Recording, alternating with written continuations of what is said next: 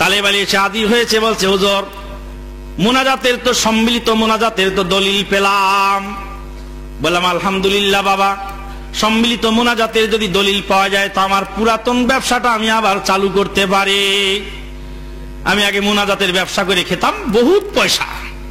মুনাজাতে দিয়ে এত বরকত, চাকরি বাকরি কিচ্ছু লাগে না, এক মুনাজাত দিলেই 500 টাকা পাওয়া যায়। বললাম বাবা আমার পুরাতন ব্যবসাটা আবার চালু করতে চাই, তুমি আমার দলিলটা শোনায় যাও। বলে দলিল হলো উদউনি আস্তাজিব লাকুম, তোমরা সবাই মিলে আল্লাহর কাছে চাও। বললাম সবাই মিলে চাও, এটা তুমি কোথায় পেলে? বলে বহু বচন আছে এখানে। উদউনি, তোমরা সবাই দোয়া করো, আল্লাহ সবাইকে দোয়া করতে বলেছেন। এই জন্য বোঝা গেল সবাই একত্রে দোয়া করতে হবে, একা একা দোয়া করলে হবে না। বললাম বাবা তো ভালো কথা বলেছ, বহু বচন হওয়ার কারণে বোঝা গেল সম্মিলিত ভাবে করতে হবে। আল্লাহ বলেছেন ফানকিহু মা তাবা লাকুম মিনান নিসা, পছন্দসই নারী দেখে তোমরা সবাই বিয়ে করো। আল্লাহ বলেছেন সবাই বিয়ে করো, সবাইকে বিয়ে করতে বলেছেন, বহু বচন ব্যবহার করেছেন। মামু খালু চাচা জ্যাঠা সবাই একত্রে একদিনে বিয়ের ডেট করতে হবে, একা একা করলে সম্মিলিত হবে না। এবার তালেবালি মাথা চুলকাইতে চুলকাইতে চলে যায়, বলো তালেবালি এদিকে আয়, কিচ্ছা খতম হয়ে গেল, কে ব্যাপার কি? মুনাজাতের এত দলিল নিয়ে ঘুরে বেড়াও, মুনাজাতের দলিল উৎসাহে পড়ে, তো একটা দলিল প্রথমেই খতম হয়ে গেল, কি ব্যাপার কি? আর যারা কোনো বিদআতের সাথে জড়িত, কুসংস্কারের সাথে জড়িত, মূলত তারাই ওনাকে বেশি সমালোচনা করেন।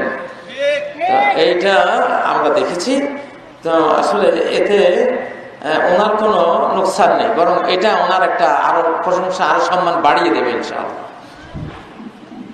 তো একটা হিংসা, আল্লামা ইবনুল জাওজি তালবিসে ইবলিসের মধ্যে একটা ঘটনা লিখেছেন। এটা একটা ইতিহাস আর কি, হাদিস নয়। যে ইবলিসের সাথে ইয়াহিয়া আলাইহিস সালামের দেখা হয়েছিল। তো ইবলিসের কাছে 3টা পোটলা। তো উনি জিজ্ঞাসা করেছিলেন যে 3 পোটলাতে কি আছে? তো ইবলিস এক পোটলার দিকে ইশারা করে বলল যে এইটা পোটলা, এটা জুলুমের পোটলা। আর দ্বিতীয় যেটা, এটা হলো হিংসা, হিংসার পোটলা। আর 3 নম্বর যেটা, এটা হলো কৃপণতার পোটলা। তো যেটা জুলুমের পোটলা, এটা আমি সরকারের কাছে বিক্রি করি। যখন যারা এই দেশে সরকার হয়, মোটামুটি একটা জুলুম অত্যাচার তারা করে, তো জুলুমের পোটলাটা আমার ক্রেতা হলে ওরা ক্ষমতাবানদের কাছে বিক্রি করি। আর যেটা হিংসার পোটলা, এইটা আলিম ওলামার কাছে বিক্রি করি। যখনই একজন আলেম বা ইসলামী ব্যক্তি একটু ওনার একটু প্রশংসা হচ্ছে, নাম দাম, উনি একটু ভালো কিছু করছে, তো ওখানে অন্য কিছু ভুল পথের পথিক যেসব আলেমরা আছে তারা প্রচন্ড হিংসা জ্বলে ওঠে। তো জাকির নায়েকে যারা আমাদের বাংলাদেশে খুব সমালোচনা করেন, সম্ভবত ওনারা এই 2 নম্বর পোটলাটা কিনেছেন আর কি, না হলে এত হিংসার তো কোনো কারণ নাই। ওই বেচারা, উনি একজন ডাক্তার হয়েও উনি ইসলামের কথা বলছেন, কোরআনের কথা বলছেন, হাদিসের কথা বলছেন, নাম্বার সহ বিশ্বের বড় বড় বাঘা বাঘা বিধর্মী যে তার্কিকরা আছে, বহসকারীরা আছে, ধর্মগুরুরা আছে, সবাইকে নাস্তানাবুদ করে ইসলামের সত্যতা প্রমাণ করছেন। এমন একজন মহান দাঈ আল্লাহ, যার জন্য দোয়াই করা উচিত শুধু, এমন একজন মহান দাঈ আল্লাহর বিরুদ্ধে উঠে পড়ে লাগা, এটাও 2 নম্বর পোটলা ছাড়া এটার কোনো কারণ আমার বুঝে আসে না। যাই হোক, আল্লাহ তাআলা হেদায়েত করুন ওনাদেরকে যারা এই সমালোচনাগুলি করছেন। জি, 3 নম্বর পোটলা হলো কৃপণতার, ওটা ধনীরা কিনে। আপনারা কি জান্নাতে যেতে চান? আসলেই চান কিনা? তবে জাহান্নামের গাড়িতে উঠে জান্নাতে যাওয়া যাবে? যাবে না তো। ঢাকার এক ছেলে বাড়ি বিয়ে করেছে কুমিল্লা। বিয়ের পরে মেয়ে শুধু শ্বশুর বাড়িতে থাকে। এলাকার যুবকরা বলতেছে, বেটা বিয়ে কি তুই করছিস না তোরে করছে? বিয়ে কি তুই করছিস না তোরে বিয়া করছে? তোর বউ খালি শ্বশুর বাড়িতে থাকে কেন? দিছে প্যাঁচ লাগাইয়া, আর কি প্যাঁচ লাগানো যাকে বলে, ফেনী নোয়াখালীর ভাষা কয় ক্লিকবাজি করছে। দিছে ক্লিকবাজি করে, দিছে ক্লিক লাগাইয়া, ভেজাল লাগাইয়া, জামাইয়ের মাথা গরম।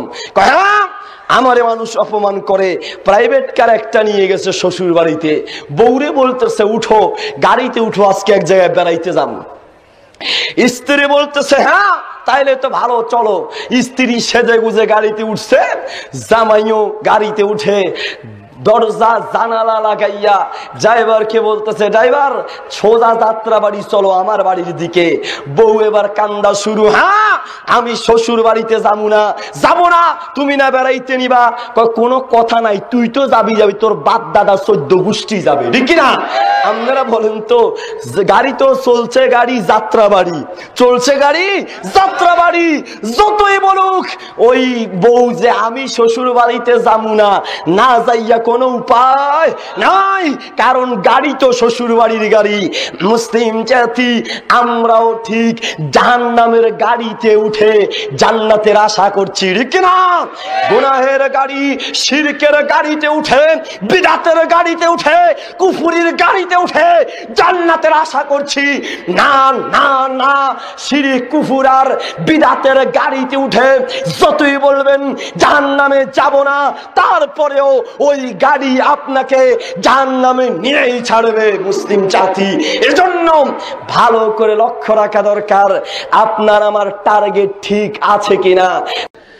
ইসলামের ক্ষতি করার মধ্যে গুরুত্বপূর্ণ ভূমিকা পালন করেছে দুইটা জিনিস। একটা হচ্ছে কোরআন এবং সহিহ হাদিসের অপব্যাখ্যা। অপব্যাখ্যা মানে কি দেখেন, আমি একটা অপব্যাখ্যা দেখাই। সূরা তাওবার মধ্যে আল্লাহ রাব্বুল আলামিন বলছেন, ইয়া আইয়ুহাল্লাযীনা আমানুত্তাকুল্লাহ ওয়া কুনু মা'আস সাদিকিন। এক পীরের মুরিদ আরেকটা মানুষকে মুরিদ হওয়ার জন্য দাওয়াত দিচ্ছে। তো পীরের মুরিদ হতে হবে, দলিল তো লাগবে। দলিল দিয়েছে সূরা তাওবার এই আয়াতটা, গিয়ে বলছে ভাই দেখেন আল্লাহ তো বলছে পীরের মুরিদ হওয়ার জন্য, বললো দলিল দেন। বললো আল্লাহ বলছে ইয়া আইয়ুহাল্লাযীনা আমানুত্তাকুল্লাহ, হে ইমানদার সমাজ তোমরা আল্লাহকে ভয় করো আর সত্যবাদীদের সাথে তোমরা থাকো। তো সে বললো না, এখানে তো আল্লাহ পীরের কথা বলে নাই। কয় না, এই যে কুনু মা'আস সাদিকিন আল্লাহ বলছে সত্যবাদীদের সাথে থাকার জন্য। কয় না, এখানে তো পীরের কথা উল্লেখ নাই। তো সে বললো না আসলে ভাই ব্যাপারটা এইটা না, এখানে পীরের কথা উল্লেখ নাই ঠিক, তবে এটা কিন্তু আল্লাহ পীরের দিকে ইঙ্গিত করছে। দেখেন অপব্যাখ্যাটা কিভাবে করলো। পীরের কথা উল্লেখ নাই ঠিক, তবে আল্লাহ কিন্তু যে পীরের দিকে ইঙ্গিত করছে, পীর কিন্তু সত্যবাদী, এজন্য পীরের মুরিদ হওয়ার জন্য আল্লাহ এটা বলছেন। নাউযুবিল্লাহি মিন যালিক। তো বেচারাও খুব বুদ্ধিমান, বেচারা বলল ভাই তাহলে আমার কিছু কথা আছে। তো তোমার কি কথা? বললো আল্লাহ তো সূরা আনফালে বলছেন ফাদরিবু ফাওকাল আনাক ওয়াদরিবু মিনহুম কুল্লা বানান। আল্লাহ বলছে তাদেরকে ধরো, ধরে গিরায় গিরায় তাদের কোমরে, তাদের ঠ্যাঙের মধ্যে তাদেরকে তোমরা আঘাত করো, পিটাও। সে বললো ভাই দেখেন এই যে আল্লাহ তো বলছে আপনার পীর সাহেবকে পিটানোর জন্য। কয় না, এখানে তো পীরের কথাটা উল্লেখ নাই। কয় না, পীরের কথা উল্লেখ নাই ঠিক, তবে এটা কিন্তু নিশ্চিত আল্লাহ পীরের দিকে ইঙ্গিত করছে। অপব্যাখ্যা সব জায়গায় চলে না। দ্বীনের মারাত্মক একটা অংশ ক্ষতি করেছে শুধুমাত্র কোরআন এবং হাদিসের অপব্যাখ্যা। অনেক পীর সাহেবরা নিজেদেরকে নবীর বংশধর হিসাবে মনে করে। এইরকম দাবি সম্পর্কে ইসলাম কি বলে?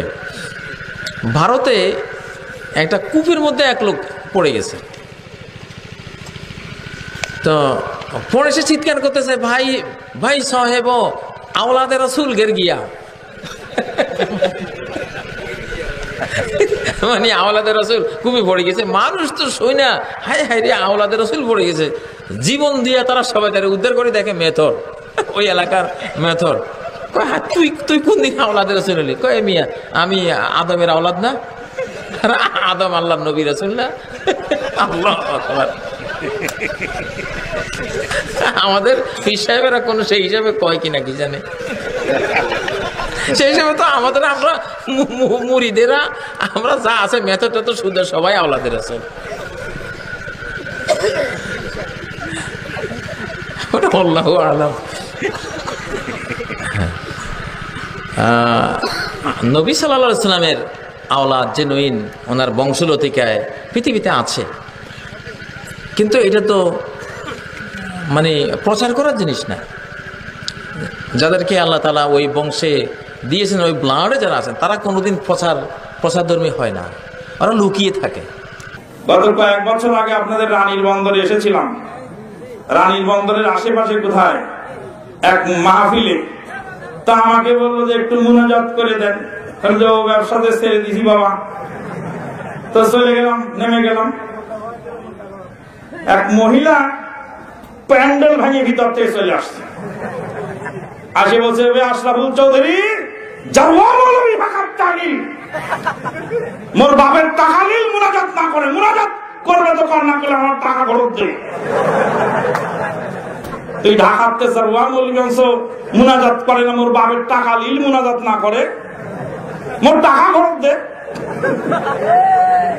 টাকা ঘুরে চায় মহিলা মানুষ, সুবহানাল্লাহ।